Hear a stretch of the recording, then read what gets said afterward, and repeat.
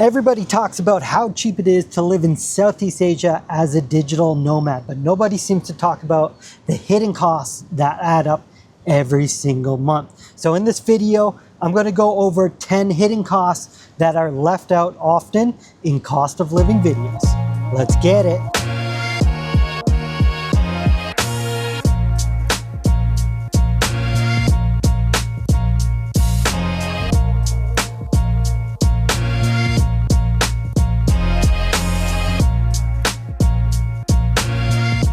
Hey guys, JB here from Nomad Life. Now before we get into this video, I always use my cost of living videos as a baseline. Now that gives you a solid baseline of what it costs to live somewhere at a basic level in terms of, let's say, rent or food or gyms, etc. Now from there, it really comes down to your lifestyle. And in those videos, I live a pretty basic life where I focus on work. I don't go party a lot. So your costs can add up a lot depending on how you live. The other thing that it doesn't cover is hidden costs that you might not expect that come up every single month. So let's get into this video and go over those hidden costs. All right.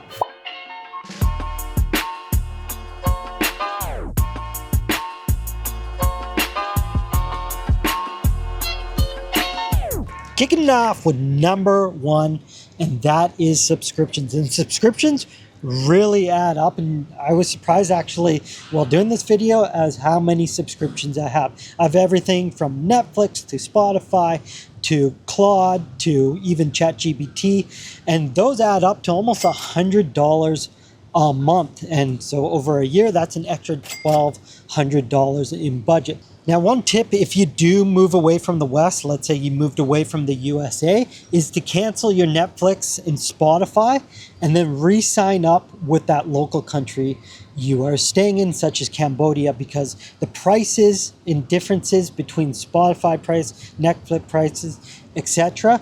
are a lot cheaper. For example, Netflix in the USA is around $15 per month, where you can get it for $8 per month in Cambodia. Same with Spotify, that's around $11 per month in the US, but in Cambodia you can get it for only $3-ish.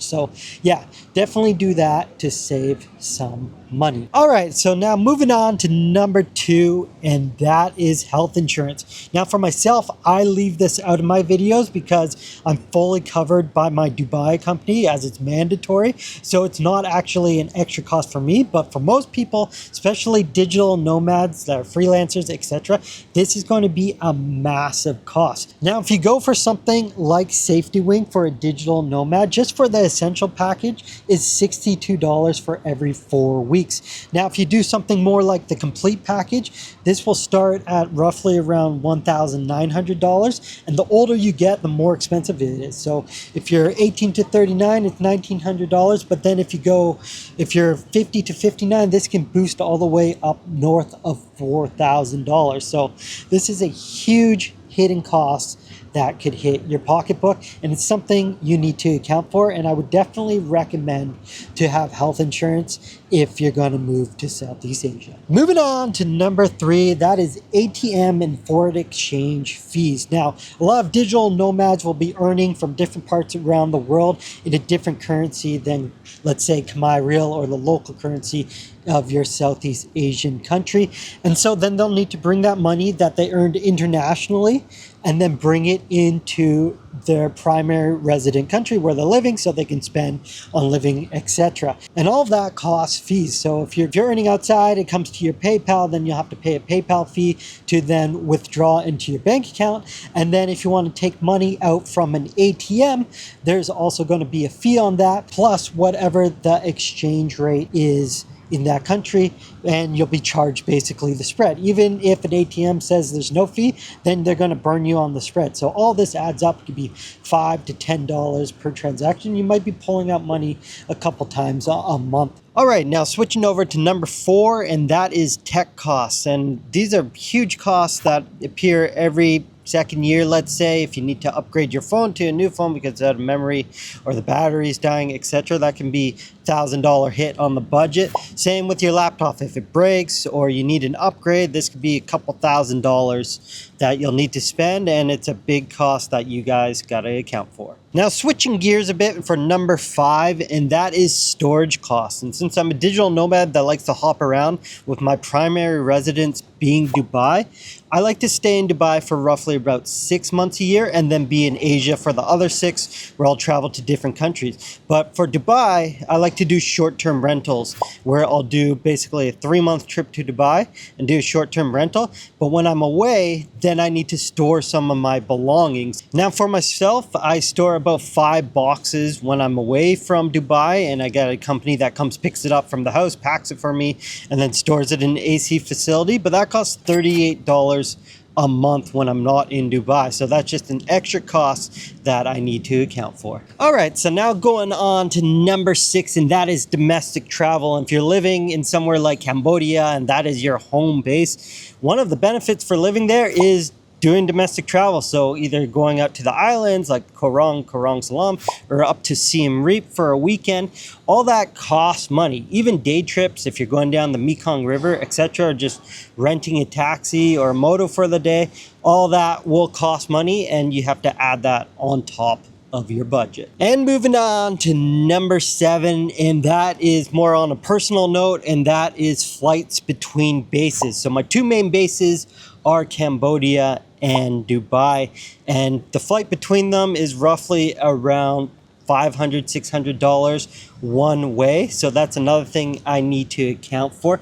The other thing, when I'm living in Asia, I like to hop around to different countries because Cambodia is very centrally located. So I like being in Thailand, I like going to Vietnam, I like going down to Bali. So all those costs money, and it adds up to the budget. Now, flights aren't a one-time hit. It's constant throughout the year, and it's one of the bigger charges to my bank card that will appear during the year. Now, speaking of traveling between bases, I'm just actually in Bangkok right now. I'm going to pack up my things, and I'm actually going to head on a flight to Phnom Penh this afternoon. So yeah, let's get going.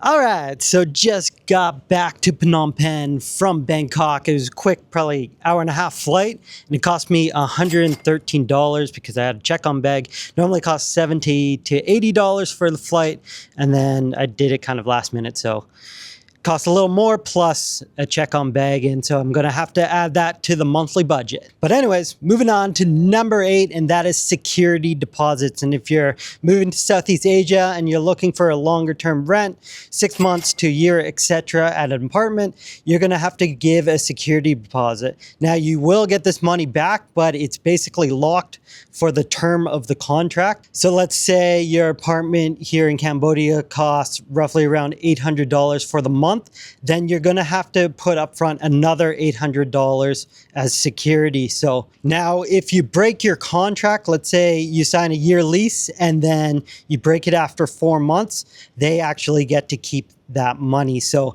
yeah, it's locked up money that you won't have access to until the contract ends. And if you extend, it just continues to be locked up. So something you need to account for. All right, so moving on to number 9, and that is dating here in Southeast Asia. And if you're single and you're going on dates, it's generally expected that the man will cover the bill on the date. It's more of a traditional style of dating here in Southeast Asia. Also, if you're going out to Western bars, Western restaurants, etc., a lot of people here only live off $200 to $300 salaries. So yeah, Western restaurants are a little more expensive, so you will be paying for that as well. So yeah, just keep that into account when factoring your budget. Now moving on to our final point, and that is number 10, and that is lost productivity days due to travel. And when you're like me and you're in Southeast Asia and I like to fly to a different place, let's say every single month, basically that travel day is lost time.